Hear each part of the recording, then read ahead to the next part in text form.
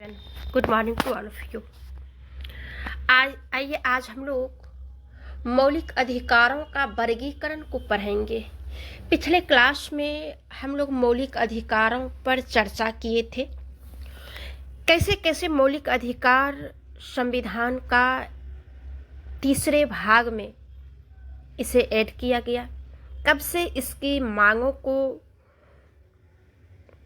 अंग्रेजों के सामने लाते रहा और कब जो है इसे अधिकारों का घोषणा पत्र कहा गया। और संविधान में मौलिक अधिकार जब से शुरुआत हुआ था मांग की, तब से लेकर के इसकी सारी प्रक्रिया को हम पिछली क्लास में पढ़े हैं।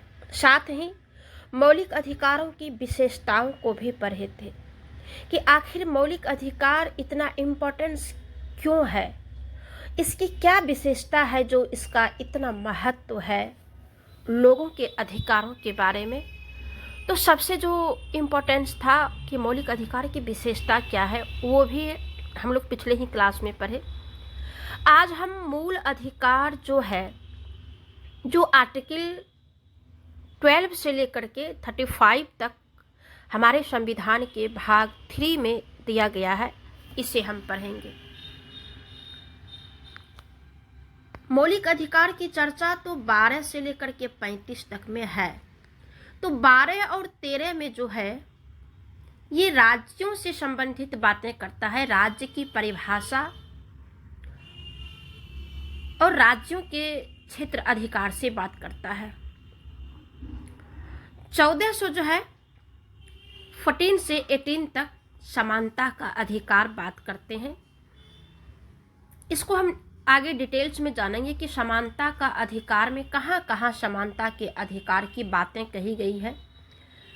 फिर 19 से 22 तक जो है स्वतंत्रता की बात करता है और 23 से 24 शोषण के विरुद्ध अधिकार की बात है और धार्मिक स्वतंत्रता का अधिकार अनुच्छेद 25 से 28 तक है।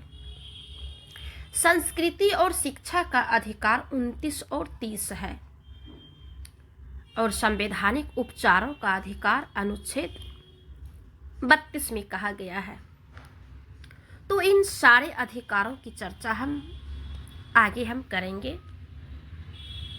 इसके पहले हम और भी कई महत्वपूर्ण बातें मौलिक अधिकारों से संबंधित है, पहले हम उसे जान लेते हैं। उसके बाद समानता का अधिकार से लेकर के संवैधानिक उपचारों का अधिकार को हम जानेंगे।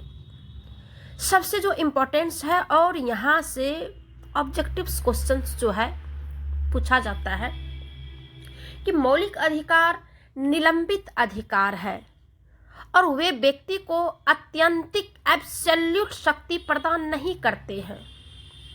कहता है कि मौलिक अधिकार निलंबित अधिकार है और वे जो है व्यक्ति को आत्यंतिक यानी एब्सोल्यूट संपूर्ण शक्ति नहीं प्रदान करते हैं।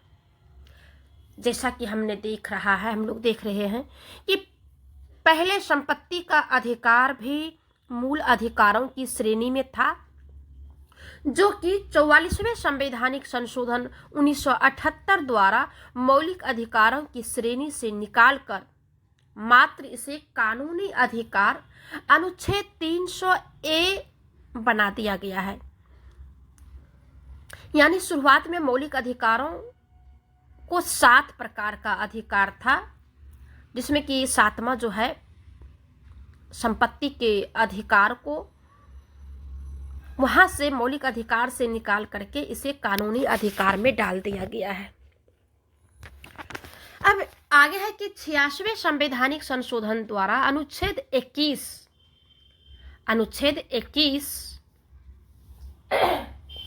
जो कि स्वतंत्रता के अधिकार में आता है, स्वतंत्रता का अधिकार 19 से 22 तक है, जिसमें कि 21 जो है जीवन जीने का अधिकार देता है, लेकिन 21 क में शिक्षा के अधिकार को मूल अधिकार में जोड़ दिया गया है। ये जो क देख रहे हैं, ये 86वें संवैधानिक संशोधन ये 2009 में पारित किया और 10 से जो है लागू कर दिया गया, जो कि 6 से 14 वर्ष तक के बालक बालिकाओं को निःशुल्क शिक्षा देने की बात करते हैं।